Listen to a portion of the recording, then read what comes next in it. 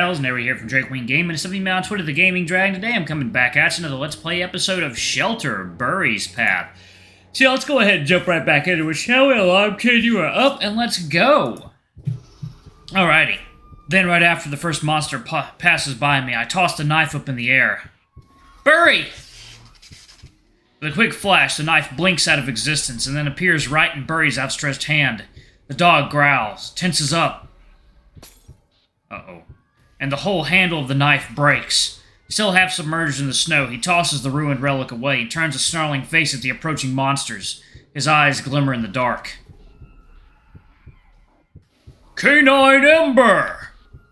The highest grade of spellcasting. The one Burry is trying to invoke requires charges of canine, saurian, rodent, and human mana. The bomb was a magic of such a caliber that it reacted strong enough to feed all of the mana released from the monsters into the explosion itself, leaving barely any free charges in the air. But I clearly remember Burry absorbing a high number of mana when we fought in pack mentality. Did he have enough foresight to save what he needed for this moment? Even if he did, that means nothing if my own charge of mana didn't survive the knife's blinking. The monsters are about to get him. If he can't get it to work now... Come, brothers! I can feel it. The air is getting charged with magic. Snow around Burry glimmers with colorful sparks, and the snowflakes falling from the sky seem to slow down. They stop mid-air and slowly accumulate into a thin white veil. He's too slow. The mass of monsters is onto Burry already. 3 of them jump at the dog, desperate to stop him. I cry out in dismay, powerless to do anything. I reach out my hand and try with all my might to summon Burry to me once again, even though I know the knife is destroyed. Come on, Burry, come on!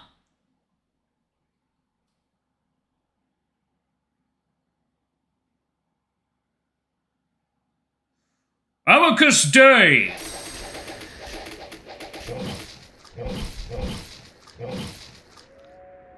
Suddenly the whole battlefield explodes with a loud blast of blizzard storm.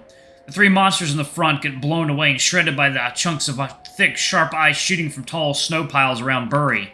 More of the ice emerges from the snowy hill, jumping from monster to monster and driving them away.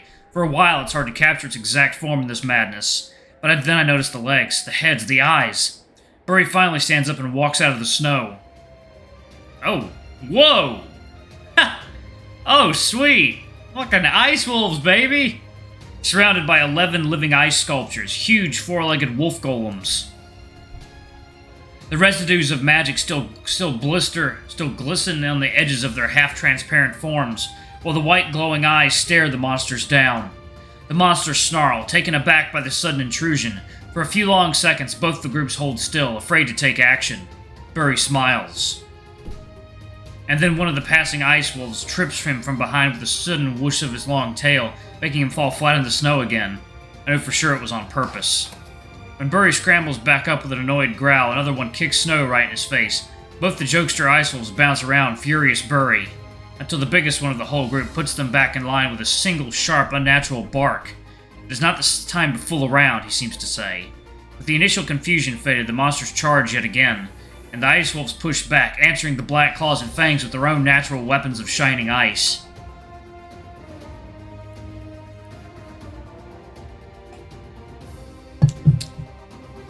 Burry charges among them too. It isn't that obvious to an outside viewer, but despite being the one who summoned them with an ember, Burry isn't their pack leader.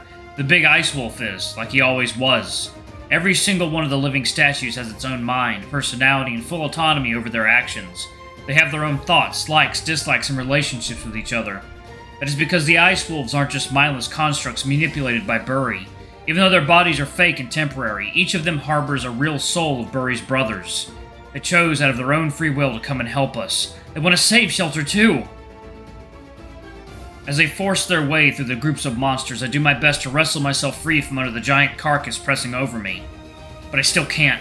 Not only is it that heavy, though the wet gore covering me freezes and sticks to my clothes to the cold metal. To my terror, one of the newly approaching monsters stops in its tracks, and instead of joining the battle, it locks its eyes on me. I take a deep breath and shout for help when the beast starts running towards me. Then, as fast as an arrow, one of the ice wolves already strikes at the monster's neck and rips its head off with a powerful twist. The weight is suddenly lifted off my body when another wolf finally drags the carcass off me. I push against the floor, trying to get back on my feet as soon as possible, and the wolf starts licking my face with his smooth ice tongue.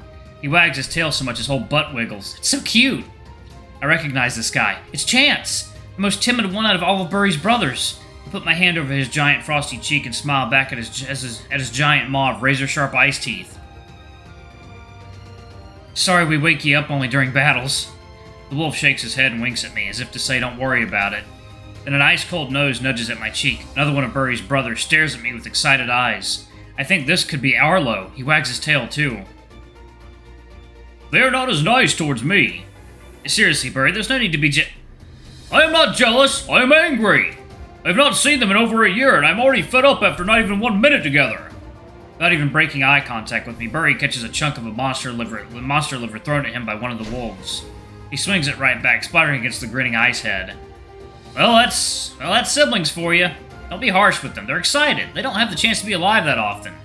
But neither will we if we do not hurry. The leader wolf, Gus, is of the same mind. He growls and barks at his brothers, bringing them back to attention. More monsters are coming from all around, attracted by the sudden influx of vital activity. I see a huge one flying from over the peak of the mountain. Its thrice or 4 times the size of the biggest one we've dealt with so far. We have to find my access card as soon as possible. I start looking around the floor frantically while I hear Burry approaching. He stands by the door and takes a slow, deep breath.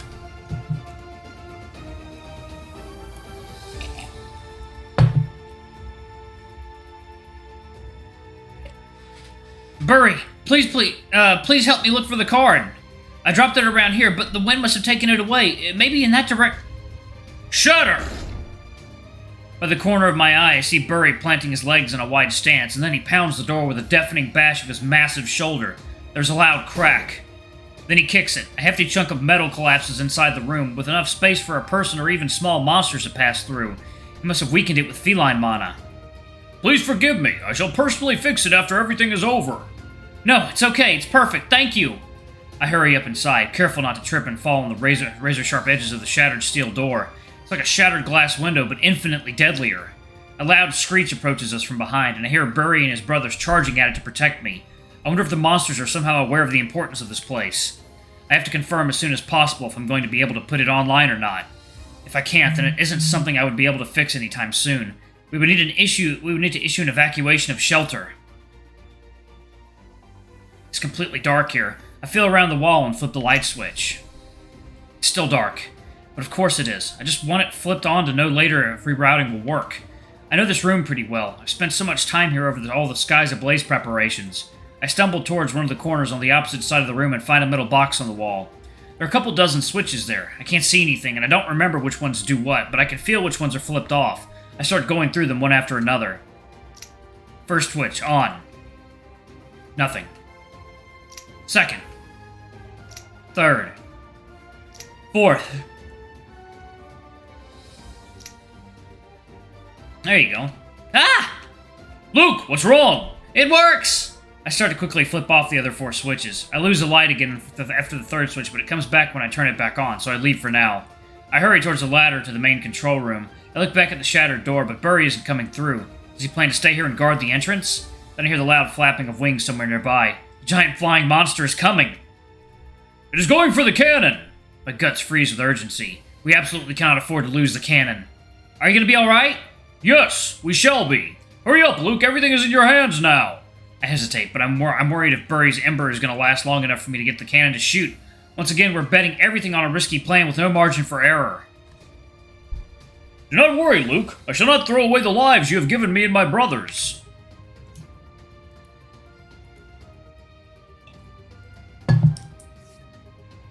We will live! I'm still worried. But I trust him. Burry wouldn't lie to me. I'll see you soon! I start climbing the ladder. The higher I go, the duller the noises of the outside become. Still, I hear the growls, and then a bellowing roar of the giant beast. Burry's brothers must have already engaged in combat with it. Despite our dire situation, I can't help but feel happy after seeing Burry's brothers, even if they are hosted in those ice monster-like bodies. I know Burry feels the same. They play pranks on him purely out of sheer excitement of being together again. Burry may act like he's angry at them, but I'm certain that deep down he can't contain his joy. They are the crystallization of Burry's determination, and his victorious rebellion against the world. Slowly the sounds of battle become overshadowed by the buzzing of the machinery around me. There's still a long way up for me. Before everything drowns in the sounds of technology, I can still make out Burry's loud, passionate shout at his enemies. My name is Burry Tangleroot of the St. Bernard Dog Clan, the cook of shelter and enemy of the world. For as long as I stand, you shall have no feast here. Now it's time for my own final battle. Just you and me, Shelter. In the name of every life that depends on us, I swear, this time, I will bend you to my will. Back here again. There really is no way for me to avoid being in this room on skies ablaze, huh? But it needs to be done. Let's get it over with and finally end this madness. Okay, I see a whole bunch of connections in the red. It's hard for me to pinpoint where the problem originates exactly. I start turning parts off, one after another. The shell lost a whole bunch of mana. Right now it's somewhere between 15 to 20% full. That's a problem. The cannon can't shoot below high 30s. Usually you would think that getting a leak like that is good for us, since we tried to get rid of excess mana in the first place, but this isn't good at all. It's like Shelter is bleeding both inside and out. We can either repel the monsters or return Shelter to its full normal functionality until it's stable again. For that, we need to recollect all the mana and shoot the cannon. I need to find and fix the leakage point and then charge the shell back. Some of the systems are still offline. We didn't fry all that for good. The common denominator in all the malfunctioning bits is a specific connector by the cannon. One of them is completely offline, so I wonder. In the worst case scenario, I would need to go back to the cannon once again. But at this point, I think I would prefer to abandon Shelter and flee with everyone. However, I get a hunch the issue isn't there. I turn off a few links behind the malfunctioning cannon charger and stand up. There's something I want to investigate here in the control room. I'll go to the cold metal floor, jump over a couple of unscrewed plates, and finally get to one of the holes I'm looking for. There's a bunch of cables there, each one as thick as my forearm, all of them plugged into secure, hefty sockets. Or are they? The error reports I saw on the screen could either indicate a problem with the connection here or at the base of the cannon. If by any chance I left one of these cables unplugged or plugged to the wrong socket...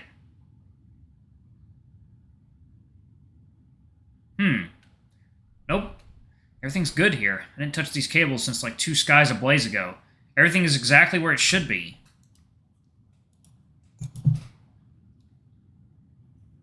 If that's the case, then... Huh? What the...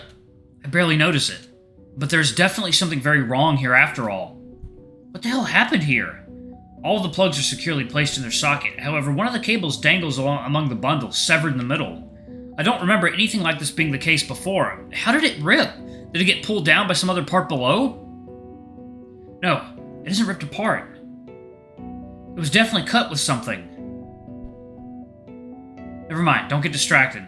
We can get to the bottom of it after everyone is safe again. I have to reconnect it. Luckily I have a welder somewhere around, so if only I can get the 2 ends together again. It's too short. Damn it, there's almost an arm's length of missing distance. No matter how hard I pull, it doesn't budge. What do I do? What the hell do I do now? Can I meld a piece of another cable to fill the gap? That has to be the only thing I can do, right? The exact kind of cable I need is... Oh no. It's one of the pure silver gold ones. I can't get a replacement for that here in this tower. Out of all the thousands of cables in this whole system, this is the single worst one that could be damaged. I can't do anything about it. That makes perfect sense why the cannon broke the way it did. It's the one that's used to transfer and stabilize the bulk of mana from the whole rest of Shelter.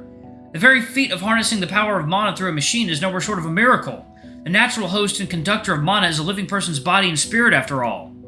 Pure precious metals and gems seem to be the best substitute for that, but the process is so complicated I can't even begin to fathom how the hell the ancients figured all that out. I can't do a half-assed fix and hope for it just to work somehow, because I know it will destabilize even if just one of those hundreds of thin wires inside disconnects or touches another one. Alright, y'all, I'm going to pause it right there. Thank you all so much for watching. Don't forget to like, comment, subscribe, ring that notification bell, and check out our Patreon if you can. It always helps. Before I go, I'm going to give a quick shout-out to our lovely bronze tier patrons. Thank you all for all you do for the channel. We greatly appreciate your support.